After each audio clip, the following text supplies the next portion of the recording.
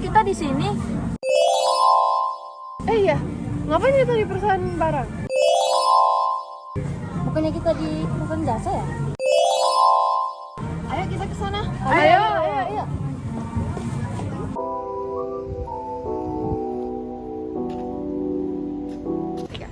Hai Hai guys. Sekarang kami lagi di PT High-Tech. Yeay. Kita mau interview. Ayo. Ikuti perjalanan kita. Oke.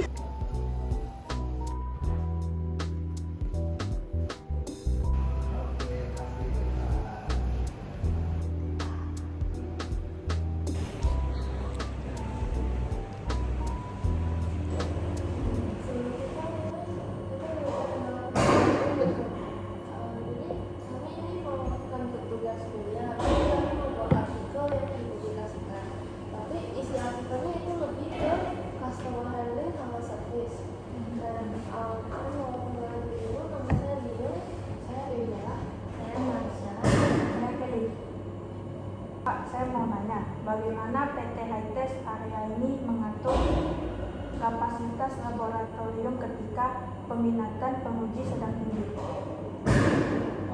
Oke. Kalau misalnya load kita lagi tinggi, nanti itu kan kita ada prosedur bahwa sebelum pengantaran sampel kita harus konfirmasi ke pihak lab. Oke, pihak lab akan menentukan jadwal setiap customer. Jadi pihak lab itu udah punya prosedur atau aturan untuk menyusun biar load dalam satu hari itu tidak bertabrakan. Kita susun sesuai dengan kapasitas kita di setiap harinya. Misalnya kita kapasitas kita untuk service itu misalnya 3 atau 4 customer dalam satu hari, jadi maksimal itu 4. Jadi kalau customer di pagi hari dan 2 hari di sore hari, nggak bakalan overload lah gitu. Nah, dan itu kita jaga maksudnya. Baik Pak, makasih. Pertanyaan kedua, apa strategi yang digunakan perusahaan agar pelayanan tetap cepat meskipun jumlah sampai meningkat? Simple. Nah, salah satu daya tarik atau servis kita itu adalah di kecepatan pengujian. Artinya misalnya di tempat lain itu dari pengujian atau sampel itu diantar itu mungkin butuh 3 sampai 5 hari kerja. Nah, kita itu bisa dalam 1 hari atau 1 hari di waktu yang sama atau hari yang sama itu bisa salah satu servis kita. Misalnya sampel datang hari ini, kita bisa langsung hari itu juga. Tergantung quantity sampel sih sebenarnya. Cuman salah satu main service kita itu di kecepatan pengujian. Bisa one day service lah bahasa kita hari yang sama. Mengapa penting bagi perusahaan jasa untuk menyeimbangkan antara permintaan, demand dan kapasitas? Ya, sebenarnya sih pertanyaan yang pertama tadi sebenarnya ada yang bersama kan. Jadi permintaan itu kan kita tentukan sesuai dengan kapasitas kita kan. Nah itu satu customer itu kita maksimalkan kapasitas. Kalian pernah dengar gak? Kita bisa quantity aja lah ya biar sedikit paham ya. Ini material dengan satu customer dia punya 10 material, quantity material 10. Nah, dan kan beda dengan quantity yang 20. Pasti pekerjaan pasti lebih lama kan. Nah, itu kita batasi.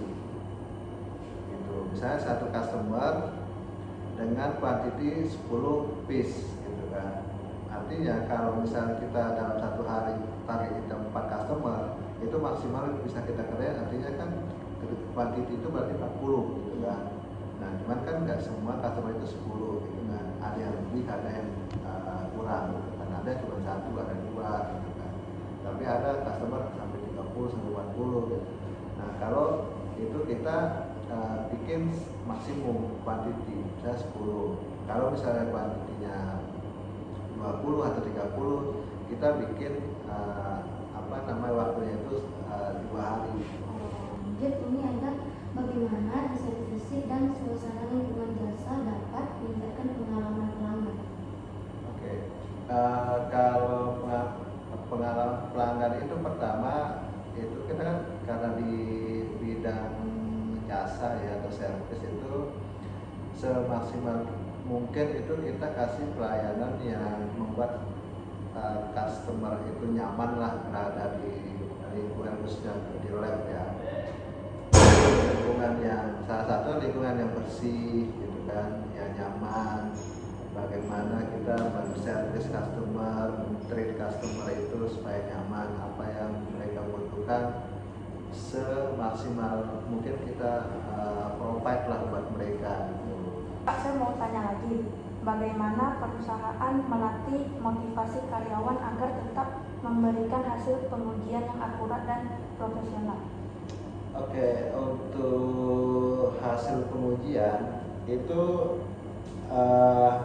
pertama kita setiap 2 kali sebulan, sementara ya, kalau tahun kemarin kita itu per minggu kita bikin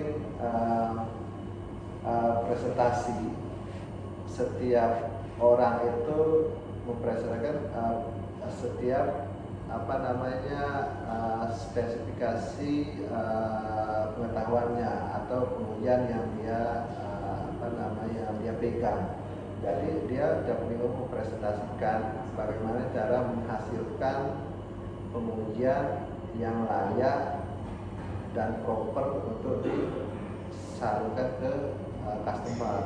Nah, di situ kita sambil kita evaluasi di situ, gitu kan. Nah, salah satu tujuannya mengingat setiap parameter yang akan diuji. Gimana cara PT HSPS ini jaga hubungan jangka panjang dengan klien industri, terutama supaya mereka itu tetap percaya dan terus mau menggunakan layanan pengujian di sini? Gimana caranya? Sebenarnya itu sama juga dengan strateginya sih sebenarnya. Intinya sih pertama hubungan ini kan kita tidak bisa luput dari hubungan personal ya. Intinya kita hubungan personal itu kita jaga pertama. Kedua itu pelayanan atau servis ya. Nah, servis itu kita usahakan kasih lebih dari ekspektasi mereka. Kayak kita menyediakan spesifikasi yang mereka butuhkan, gitu kan. Kita buka ruang diskusi, gitu kan. Dan kita juga tidak membatasi diri, gitu kan. Di jam kerja gitu. Saya juga melayani orang itu mungkin di luar jam kerja. Salah satu servis kita lah strategi untuk menjaga hubungan kita gitu. Itu memang secara personal dan secara organisasi itu berhubungan gitu kan, nggak bisa kita pungkiri gitu kan. Di luar jam kerja ya kita tetap melayani mereka gitu. Apa yang mereka butuhkan ya kita support gitu kan. Walaupun malam hari itu dari segi pelayanan gitu kan. Ketiga itu kenyamanan gitu kan. Kita coba ciptakan lingkungan yang nyaman lah gitu kan. Mungkin kenyamanan itu kan mungkin dari segi kebersihan gitu kan. Terus apakah PT HSPS ini memiliki program atau pendekatan khusus untuk meningkatkan loyalitas pelanggan, baik secara formal maupun informal, seperti misalnya kayak ada bentuk penghargaan atau insentif bagi pelanggan tetap, terus seperti potongan harga atau prioritas layanan gitu? Oh, ada. Itu kita ada klasifikasi paling enggak itu top 10 customer. Nah, top 10 customer itu kita klasifikasi pertama pasti masalah komersial ya. Nanti sales sebenarnya itu. Cuman paling enggak itu harga itu kita kasih diskon pasti gitu kan. Salah satu daya tarik untuk dari top customer itu gitu kan. Kedua, pelayanan. Kita ini servis ini kita tidak, atau layanan itu tidak bisa keluar dari basic dari servis itu, layanan itu sendiri gitu kan. Sampai kita ngasih diskon lah gitu kan. Ada kriteria diskon yang cukup worth it buat mereka, dan itu daya tariknya. Kedua, souvenir ya. Souvenir itu kita kasih minimal per 1 tahun. Pertanyaan selanjutnya itu, kalau ada terjadi keluhan dari klien, misalnya kayak hasil pengujian atau keterlambatan pengerjaan, itu gimana langkah-langkah PT Hightest dalam menangani keluhan tersebut? Terus apa kesulitan yang paling sering dihadapi di perusahaan dalam menangani keluhan tadi? Pengalaman kayaknya. Itu dari mana pertanyaannya? Oh, Itu pertanyaan teknikal banget, dan itu enggak, memang itu pertanyaan yang pada umumnya orang tanyakan. Itu pertanyaan menarik masalahnya, karena kita kan bercari dengan jasa ya. iya. Jadi, untuk mengelola keluhan pelanggan itu kita menyediakan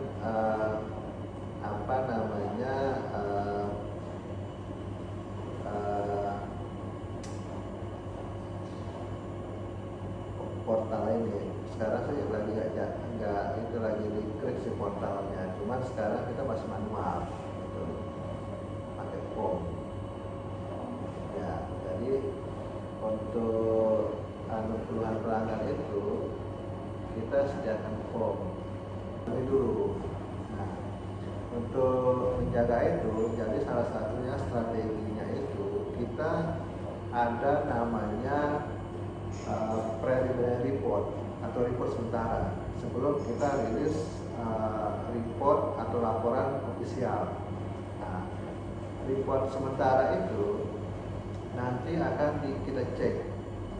Nah, setelah nanti si teknisi itu mengerjakan itu dan menulis ulang, saya akan memverify setiap hasil itu.